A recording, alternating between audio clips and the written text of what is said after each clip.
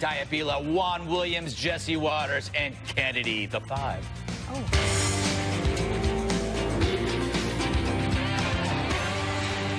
Before the ceremonies to remember our fallen veterans, the president of France said he wanted a European army and claimed he needed to protect against the Chinese, Russian, and U.S. cyber threats. So, us as a potential enemy, that's kind of rude. Trump said he was insulted, and every journo on the planet called him a big meanie for that. So Trump did what Trump does. He tweets a lot, telling Macron maybe he should concentrate on his sad and sagging approval ratings, and that France would be speaking German if it weren't for us. Also, make France great again, which can only mean lose the mimes. Now, to the dim, this seems like a spat between a French chef and a Yankee cab driver, but really it's a conversation between allies under Trump, because Trump doesn't care. If you haven't noticed by now, Trump gets along with Macron, the Canadian dude, the nice lady from Germany, and that English woman who's not the queen.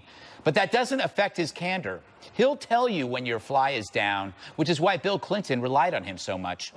So Trump's friendship means he's gonna elbow you. But if anything were to happen to you, he'd be there in a heartbeat. And he'd send in more than an ear-punishing James Taylor. In fact, we'd never abandon France, even if we had to invade the country to save it again. But overlooked in all of this, the greatest thing. During a somber event marking 100 years since the ceasefire that ended World War I, here's the Moroccan king dozing. And please, you must wait for the end. La France salue avec respect et gravité les morts des autres nations que jadis elle a combattues. The best ever. Can we watch that again?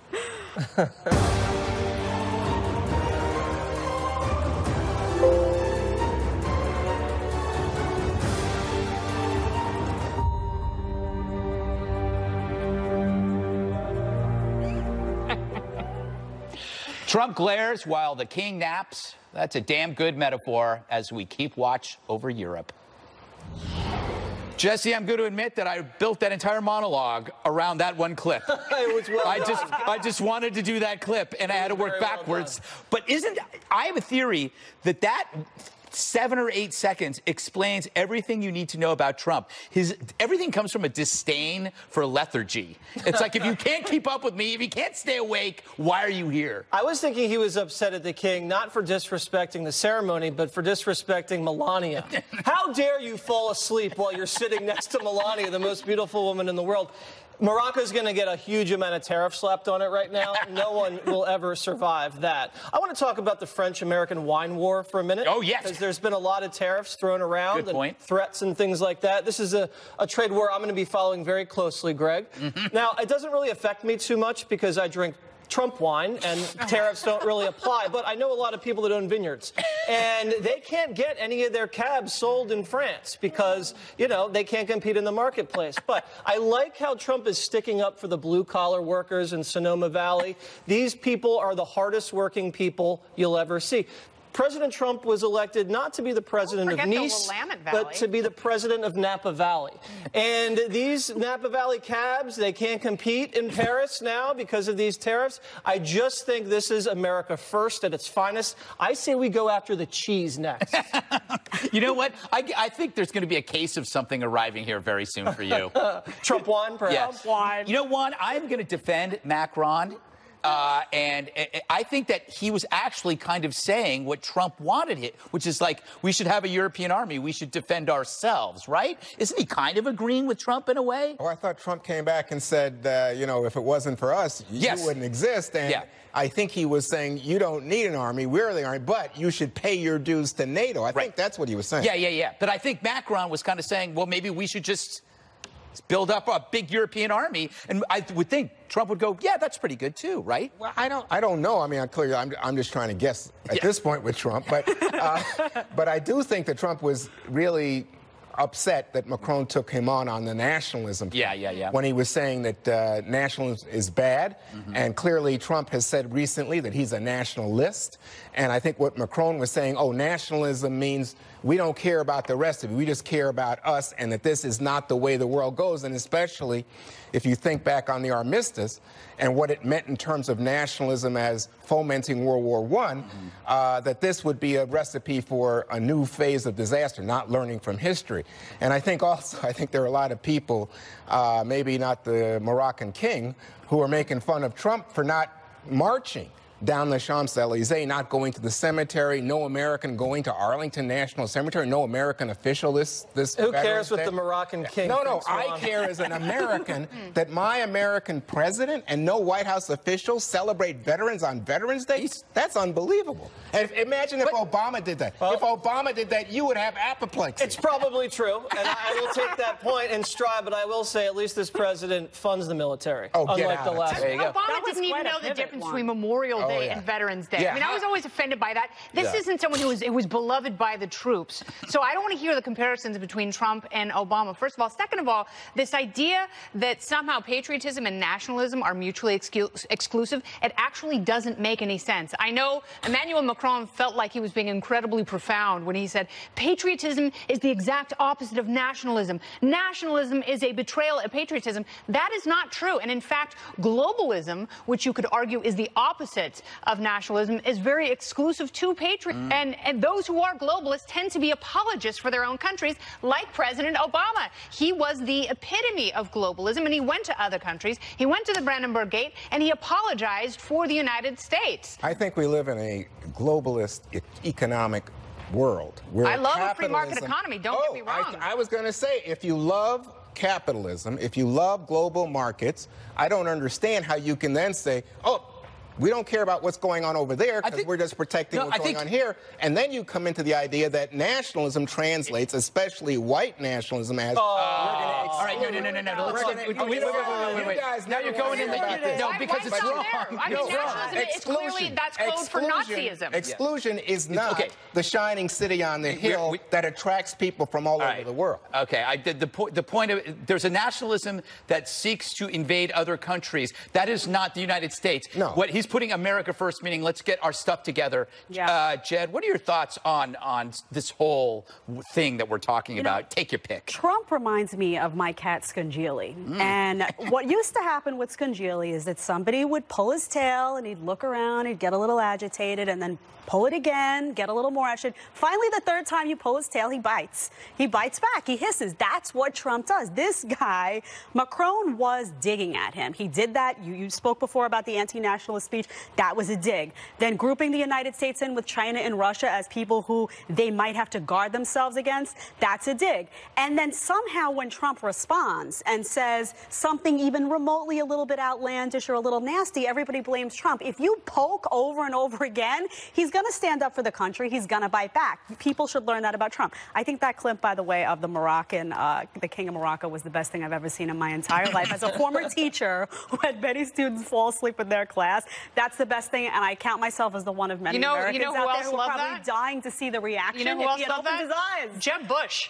Jeb Bush, like, that's low energy. I got low energy. That's low energy. Low energy king. And weren't you all waiting to see, though? If he had opened his eyes and you have Trump just staring at you like that, he must have snorted in his sleep. He must have made a noise that we didn't catch. You know, I think we're burying the lead here, Greg. I'm not so much worried about France standing up an army in the continent. They're 0 for 2 in the last century. You know, they haven't seen glory on the battlefield since Napoleon.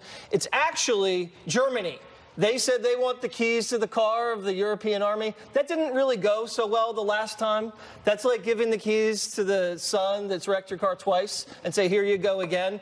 She sounds a little bellicose, Merkel. I think we could see another land grab if they get another army over there in Germany. A lot of what Macron's doing is what previous French leaders do.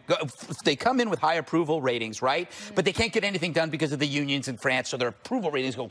Yeah, he's at 26%. And so what you do is you choose the United States to slap around. You know what was delicious as a distraction? About this? You know what's delicious? Trump, in response to your point, says Macron is simply engaged in distracting people because of his low... I was like, oh, my God. Oh my God! No self-awareness. No self-awareness. Trump isn't. He knows it when he sees it. He knows it's a political ploy. What did you say, Kennedy? At least he's reading the correct page from the playbook. You know, he knows exactly what Macron is doing. Well, that's what I'm doing. But how come how come Trump supporters never get this? No, because I don't think Trump is never trying to distract you. He's just doing what he does. No, it's 2 years now. He's changing the subject every time. He's responding to what Macron He changes the subject to what he's interested in. Sometimes we're not interested in it. Oh. Yeah. Election chaos continuing in Florida as the heated rhetoric ramps up. The latest that's ahead. Nightmare grows with more accusations, more lawsuits, and more insults as the state scrambles to make Thursday's deadline. President Trump is calling on Bill Nelson, the senator, the incumbent, to concede and is continuing to accuse county officials of fraud. This as Senator Nelson is calling on Governor Scott to recuse himself in the Senate battle, saying his opponent is, quote, using his power as governor to try to undermine the voting process, end quote. Scott denies the charge. The governor is not responsible for recounts. We have separately elected supervisor elections in each county. They do the recounts, and then the numbers are sent to the Secretary of State's office for just to put out the statewide numbers. The governor is not involved. Now, my goal is that we follow the law. And the controversial Broward County election supervisor at the center of this firestorm is defending herself even as there are growing calls for her to step down. The lawsuits as they are written certainly cast aspersions on my character, and I've worked here for about 15 years, and I have to say this is the first time that this office or I have been under such attacks. So if we make mistakes, we own mistakes. So, Jedediah, there seems to be just lots of questions. Everybody's saying, oh, my God, this is like 2000 again, hanging chads, late counts and everything. We're all aiming towards Thursday, but the key at the moment seems to be that a judge has said, so far, there's no evidence of wrongdoing by any of the officials in Palm Beach County or Broward County. The president, on the other hand, as you saw, saying, hey, there may be fraud here. Stop it. We should stick with what happened on election night. I can't get over Brenda Snipes, honestly. I can't believe that woman's allowed anywhere near any kind of votes, anything that having to do with an election at all. I don't understand. People are saying, oh, there's growing concerns now. This has been going on how long? When you look at the list of stuff that this woman has done, mixing together accepted and rejected provisional ballots, she's been reprimanded twice this year by the court for illegally destroying ballots during the 2016 primary, illegally opening mail-in ballots in secret. How many things do you have to need for someone to do that's illegal, that the court has deemed are improper, for you to say this is not someone that should be in a position of authority handling this situation? And for her to have the audacity to get on TV and act like, oh, these people, think I'm doing something wrong. I haven't done anything wrong. Really? Well, the court decided that you did do something wrong. Well, no. Own up. In the past, they've cited her as your point, but I'm saying to you in the current situation, the court says there's no evidence of any wrongdoing. If the court found her guilty in the past of violating Florida's Public Records Act, why is she in this position at all? Why are we shouldn't even be talking about her, because she should have either resigned or been fired from this position already. So, look, I think they should do the recount. I think we should get some answers. I think that it should be a fair process. I don't think that Rick Scott needs to remove himself. He's not sitting there doing the recount manually himself, but I think it's really funny when people step in and say, oh, Rick Scott, he's got to recuse himself, but Brenda Snipes, no, she's fine. She didn't do anything wrong. I mean, those are people that just aren't paying attention or aren't being intellectually honest. So, Jesse, about 12,000 votes separate Senator Nelson, Governor Scott, with Nelson losing right now to Governor Scott.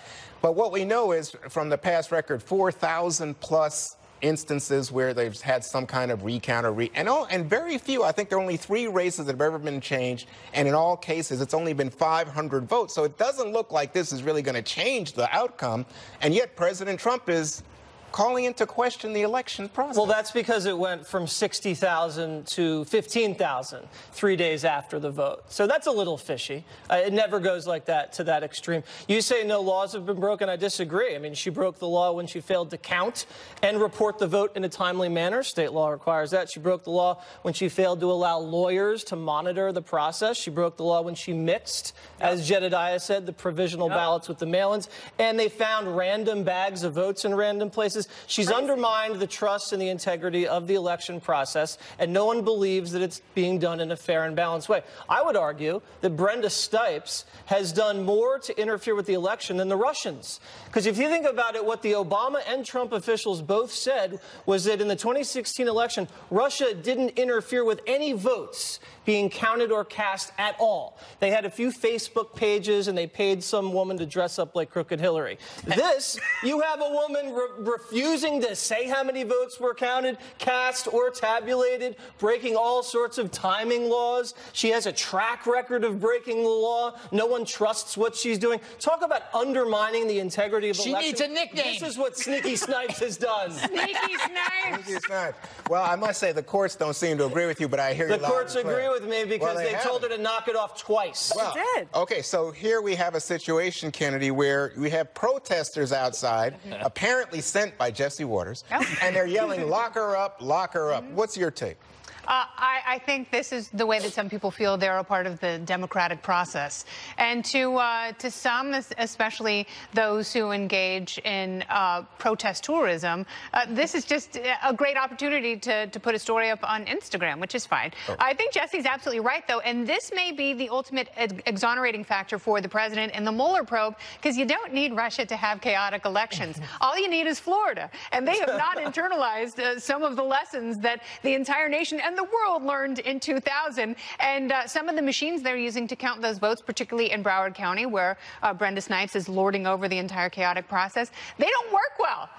And sometimes they're down to just one machine. So you should anticipate that this is going to be a close vote, because that's what the polling always says in Florida. And you should know that you have to have things working so you can grease it right in there and get the night over with. And it's been a long election night, Juan. Yeah, it has. It's been a week long. So, Greg, I know that rich, affluent people like you, who often take vacations, go to Palm Beach County. I know. And it's apparently the case that Palm Beach County won't even meet the Thursday deadline.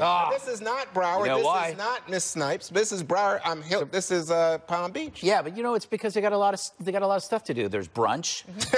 There's the beach. You know, I have to say that I kind of have to give credit to the Democratic Party, because you know those contests they have at the fair where people they surround a car, and the person whose hand is on the car the longest, they win the car. That's how the Democrats see elections, right? They just hang in there. They hang in there, and they knew that Republicans sooner or later are going to drop out or pass out, because Democrats really don't have anywhere else to go. You know, politics are their lives. They have very few friends. Not you, Juan. I'm talking about Democrats in general. No, I was raising my eyebrows because I remember Florida, and boy, Republicans hung in there. Yeah, but you know what? That we learned from the best. You know, but politics is everything to Democrats. Republicans have more stuff to do, so it's unfair to Republicans because, you know, we got to get to work. Yeah, that could be a problem. I can see what you're saying. Pay for all that socialism. Yes. For all the socialism that the Democrats wanted. Those terrible Democrats. Yeah. Now you're making sense. So, but the question is about trust in our system, and we'll see where this goes. By the way, in Arizona, guess what? All those ballots that came in late helped out the Democrats. He's editorializing. No, it's true. Democratic hopefuls lining up to battle President Trump in 2020. Find out who may be running when the 5 returns. Stay there. On the road to the White House, it has begun. At least 36 Democrats are floating the idea of taking on President Trump in 2020. Some are even talking about getting into the race. What President Trump has been putting into this country is so disturbing, so divisive, so dark that I believe that I've been called to fight as hard as I possibly can to restore that moral integrity, that moral decency. That sounds like a yes. So I'm thinking about it. You were in Iowa this weekend. You're running for president?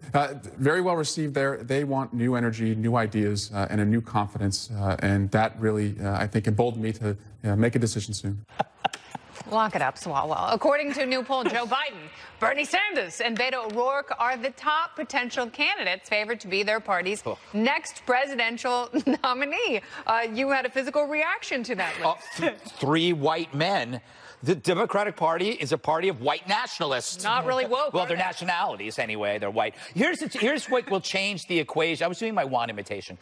Here's what I love Kennedy's imitation. Did you hear her do Bernie Sanders? Yes, that's great. That was good. But you know what? He needs more than 1%. And light mayo. what changes the equation on your choice? It used to be before you could just like maybe pick the best person, the most persuasive person. Now it has to be the best person who can beat Trump because it takes a special person. It's like you're going to buy a car and then suddenly you realize maybe I need a 4x4 with more traction control and a set of mud tires because it's like you can't. It's like, do I have a Michael Moore, which is like a monster truck, or Bill Nye the Science Guy, which is the Prius? You're going to need to have more of a monster truck than a Prius. Yeah, it's really interesting. So as you look at this landscape and you see that these go-getters, Sanders, Biden, O'Rourke, that they are potentially the top three. They're on the podium right now to take on the president. If you're part of the president's team, and we know in some ways you are, Jesse, who are you most excited about as a potential contender? I mean, I'd take all three of them on. You have 1%, you have crazy Bernie, and then you have overrated O'Rourke. So I don't think they stand a chance. I wanted to talk about Gillibrand. I mean, the Clintons are going to drive a stake through her heart. Remember at the height of the Me Too movement where she came out and said Bill Clinton should have resigned? Very ungrateful. The only reason she got her Senate seat was because Hillary gave it to her. She doesn't have the policy chops. She's not inspirational. She's got the deer in the headlights look. It's not going to fly. Swalwell. The name does not really fall off your tongue, okay? He's young, handsome, athletic. He's got that going for him. He's extremely short. No offense, he's extremely short, and I don't think that's going to play.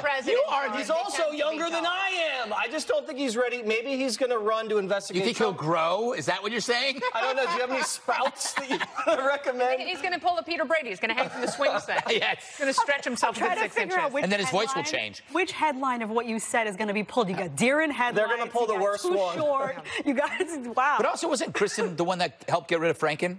So that's yes. And you know, when Democrats run on moral decency, I just don't think that platform as a Democrat, as a Democrat, is going to play. That brings me to my question for Juan, because Democrats really have to decide who's driving the bus. Is it someone who's going to do an impression of the president and get down and dirty and be insulting and continue this divisiveness that they claim to hate, or is it going to be someone with an economic message? Well, I don't think that's exactly it. I think what you're looking at is who can win in the Midwest?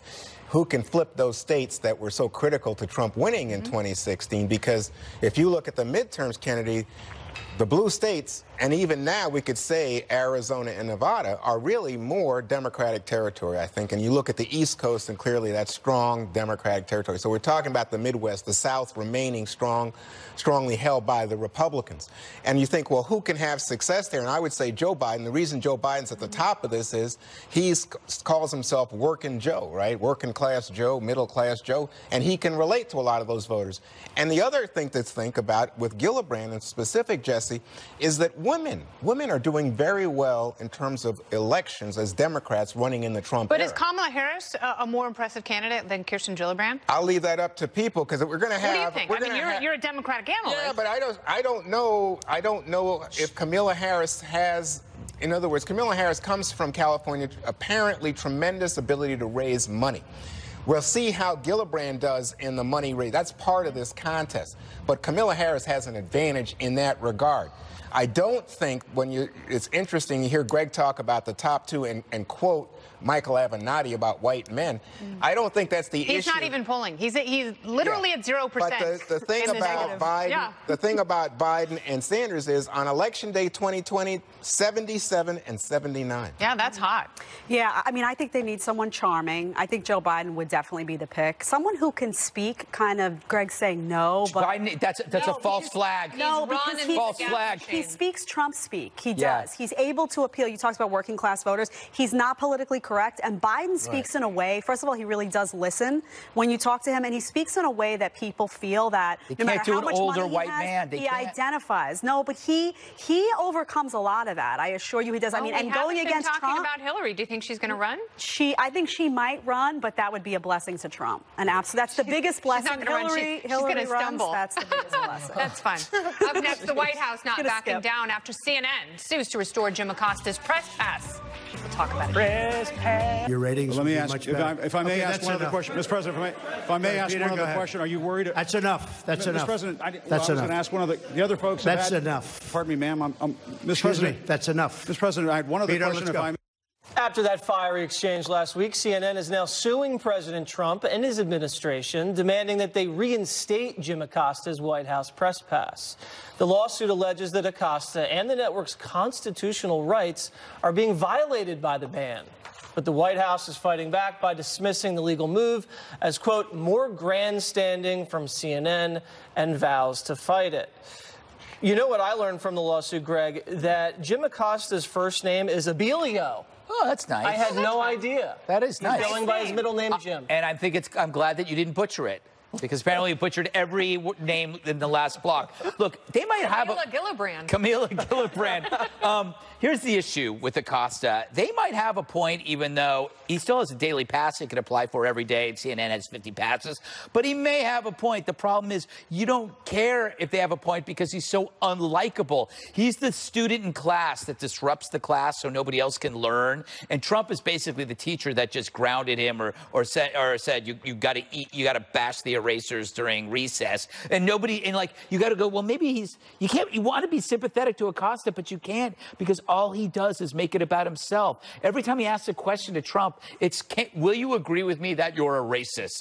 And it's just like, so they might have a point, but the point is we don't care because we don't like him. Should Trump just give him the hairy eyeball like he gave the Moroccan king? Yes. Yeah. Just stare him down and give him the silent treatment? No, I think a wonderful thing to do would be to have the two of them sit at a desk and really go after each other. I think it would be incredibly compelling, and it could be an airing of the grievances that everyone would appreciate. And I think the president, I actually think they both get so much from these exchanges. Yeah. I think those who lose out, first of all, the American people, because when he is grandstanding, no one is holding the administration accountable. And also all of the other journalists in the room get very annoyed because they do research, they have questions, they have follow-up questions, they spend a lot of time crafting questions so they can ask 6 things within a question. And then when Acosta sucks all the oxygen out of the room, they want to take him and have a secret prison blanket party, I think. Yeah, we're hearing no one likes him over at CNN as well. Juan, so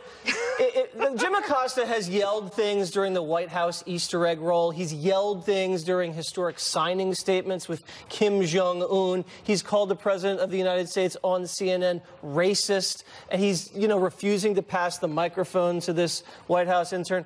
At what point do you say, listen, shape up? I mean, how long do they have to put up with this? The White House would never put up with any behavior like that if it was Barack Obama in the Oval. Have you ever heard of Sam Donaldson talk about a White House correspondent that grandstands regularly? Did he call President Reagan racist? No, but Did he yell things during the White House Easter egg roll? I think half the American people think President Trump is racist, so I don't know that that's so out of the blue. But is that the job of a hard news White House correspondent? No, he's asking questions, and yeah, aren't you a racist? That's the question. Believe me, there were reporters asking that last week, and the president said, you're stupid, you're dumb, that's a racist question. But let's leave that alone because it gets so deep so quickly. I think it's interesting that Bob Woodward said that this suit is a mistake, that in fact what you see is CNN playing into Trump's hand. It just feeds the anger. They should instead cover him aggressively in terms of his action statements and policies. I will say that I think CNN's suit is on solid ground. You can't say because the guy's rude or because the guy asks tough questions that he can't be a correspondent at the White House. But he can still apply for the pass every day. Can anybody be a correspondent? Right? If Don Lemon wanted to sit in the front row at the White House, could he get it? You're supposed to give it to just anybody? I mean, I think the best thing they could do with Acosta is to ignore him. I mean, you revoke his access. He's dying to have it revoked, though, because then he gets to go around and tweet, my access has been denied, and he gets to become the story. I would stand up there and ignore him. It would drive him completely insane. Every person you know who's dying for attention, and his behavior is abysmal. I know it's hard to ignore, and I know you want to throw him out of the room because he detracts from the ability of other reporters to ask their questions, and he's ostentatious and he's annoying. I get it, but the second you revoke it and allow him to make himself the story, it's a gift to him.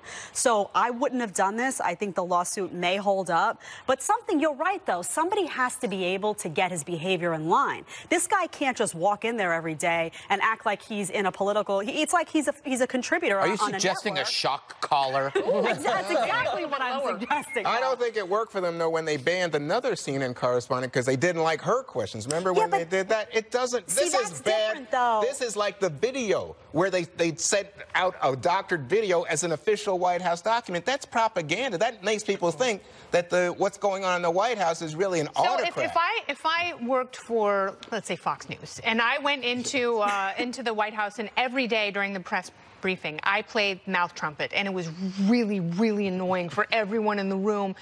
Does the White House have a moral obligation to keep me in the room, although I'm annoying everyone in there going... No, they have no obligation to keep you, but they don't have the right to throw you out. Remember, there have been people in fist fights. This is about protecting the president and his family. That's about it. Okay. Other than that, so you can. So in Juan's opinion, you can go to the White House and you can behave like a total idiot, and they're constitutionally not allowed to touch you. You can still next Democrat president. I'm applying for a hard pass. I'm going to misbehave and see how long. By the way, you could still get a daily pass. That's right. Up next, the PC police outraged over this Serena Williams magazine cover. Big controversy. Freaking out again. This time over GQ's latest issue honoring tennis star Serena Williams. The magazine cover sparking outrage with some on social media because it features the Woman of the Year title with the word woman in quotes. GQ says the move is purely artistic, but others say it's disrespectful to the 23-time Grand Slam champion.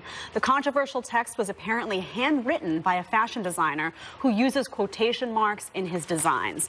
Now, Greg, this designer is Virgil Abloh. Oh, of course, Virg. I do know his stuff because I like it a lot. He does all my socks. Does he? I don't know. Does he put Greg in quotes? Oh, he puts me in a lot of things. He does. See, he takes the segment just to a terrible place. No, here's the deal. Who is outraged? That's the question. Who is the outrage? You can't find the people who are outraged. If you look at the headlines of every story, they go sparks and outrage, but they don't have the names of the people, or then they say causes a backlash. I go and I look them up. They're written by other magazine writers. So what this is it's a churn. So somebody does this, and a person writes about it, and that causes a churn because they have nothing to write about. They're hopeless writers and editors. It's kind of sad. GQ is not a real magazine anymore. Virgil does this stuff, Juan, on a lot of his clothes. In fact, he designed this cover, and he designed a tutu for Serena for the U.S. Open, where her name, Serena, is also put in quotes. And if you go to the website for his company, Off-White, you will see all sorts of things in quotes. Even the word website at the top is in quotation marks. That's part of his branding. But was this a mistake? Because when people look at the cover and they don't know the designer and they see woman, is it possible that maybe they just assume people might think that it was okay when in fact many would be offended, thinking, well, is she not a real woman? Are they trying to say something terrible? Well, you know, this is a controversy actually that predates. I mean, when she was in I think it was the French Open, somebody made a nasty comment about her body and her size and strength. And the lady who wrote Harry Potter, J.K. Rowling. Good job. J.K. Rowling What is J.K. actually then issued a statement, said she's such a woman, and of course she just had a baby. She's a woman. But I think there are people who might think that. On the other hand, you know, because I'm a cynic, I'm thinking, is this advertising for GQ? Is that what this is? Because I think, you know, like Greg, it's like Rolling Stone putting a glamorous shot of one of the Tsarnaev brothers on the cover of their magazine. But if you notice, next to the word woman in quotes, there's an asterisk, and at the bottom it says handwriting by Virgil Abloh. So GQ knew that there was going to be a backlash. So either they were doing it on purpose. Exactly, they knew this was going to happen, and they drew even more attention to it. The thing is, worst magazine if you ever. Look at the cover though. She looks gorgeous. She looks like a boss. She looks like a powerful, beautiful woman, and it's amazing to me that so many people ignored that, Jesse. Like, what a great photo, beautifully designed. She's amazing. She's this amazing talent, and instead chose to be outraged by something which is clearly defined, as Kennedy just said, right in the bottom corner. Is that a Gucci belt? What is she wearing? That's Chanel. Chanel? C, I was close, right? Oh, that's a G. Well, 2 C's. Close. One you know more what thing? Jesse's like, I don't even want to get involved in this. I don't want to get involved. There's a minefield for me here. Fake outrage. You're supposed to comment about fake outrage. No, yes, very, very outrageous. For many people on the left, I mean, you just fill in the blank. Liberals outrage, ... It's like half of our segment. How about conservative grievance industry? Huh? No. Any last minute thoughts? No, I think I love the fact that she owns her strength and power, and she's the GOAT. She's the greatest of all time. I agree. How dare you call her a goat? I know, look at that. One more that thing. could be misconstrued. Yes, Mediaite. Monologues live. I got Tom Shalhoub open it up. Grand Rapids, Michigan. That's December 2nd. San Antonio, Texas. That's December 8th. They're on the weekend. You can go for ticket info. Gutfeld.com. They're running out. They're like 80% capacity right now. All right, more important. Let's get Joel Gray? Yes. Greg's Cat Op. Okay, you understand there are 3 videos you're going to watch, then you're going to vote on it. Video 1. Here we have a couple of cool cats cruising the streets with friends. You can't get much cooler than a bunch of cats driving around. I find that very inspirational since I don't have a driver's license. Video 2. Cat gets a back massage from another cat. You know what? If you can't have a feline friend around to make you feel frisky or add a little friction to your life, what good is it? And then finally, this is a troubling one. Cat's pajamas. They put pajamas on a cat. And the cat can't walk around because the cat's in pajamas. So when they say it's the cat's pajamas, it's obviously a bad thing. All right, let's go around the table, Jedediah. Which video? Number 3, cat jammies. Cat jammies? Cat jammies. Cat jammies. I wasn't paying attention to the first one. Was the first one any good? Yes, it was, but I'm going to go jammies. All right. Oh, come on. The first one, because you hope that one of them is Toonces and they all drive off a cliff. So Cat's Pajamas wins 3-1. Nice. Yay. Juan. All right, so it's not Thanksgiving yet, but there's Christmas music on my radio. And if you've started your Christmas shopping, you should know that the National Toy Hall of Fame has just announced their class of 2018. The 3 winners are the Magic 8 Ball, Uno, the card game, and pinball machines. They will join 65 previous honorees, including such notables as Barbie dolls, Lionel trains, as well as that simple delight, the big cardboard box. Of course, this year's winners seem to be more for people my age than the grandkids. Among the nominees were that ancient vibrating board game Electric Football and the game, it's a very old game, Chutes and Ladders. I got a minute 45. I got 3 feet. Jesse. All right, my friends over at Roback, the best T-shirt company, best golf company, golf shirt company. They did a lot of great stuff for freebies. They've raised over $10,000 for American Humane Shelter to Service program, which trains and matches rescue dogs with vets suffering from PTSD or traumatic brain injuries. Look at some of the good fans that we have. Jasper is a fan of Roback over here. Who else do we have? John Boehner. Big Roback guy. How about Dave Portnoy over at Barstool Sports with the founders Kevin and Matt? The party bro, Chad Kroger. We got to move. Roback. And also, Kennedy. Waters World, big Roback fan. That's not my boat. Kennedy. Not yet. Guy Fieri, Northern California great alum. He's also a great chef and very charitable, good person. Took a ton of free meals, pulled pork, and plenty of sides to all the firefighters who have been working around the clock from, and of course, the 2 big fires in Southern California. Great restaurant in Times Square. Jed. The city of Las Cruces in New Mexico has broken a record, world record, 5,039-pound, 110. Hi, Greg. Nacho cheese. Thank you. The death toll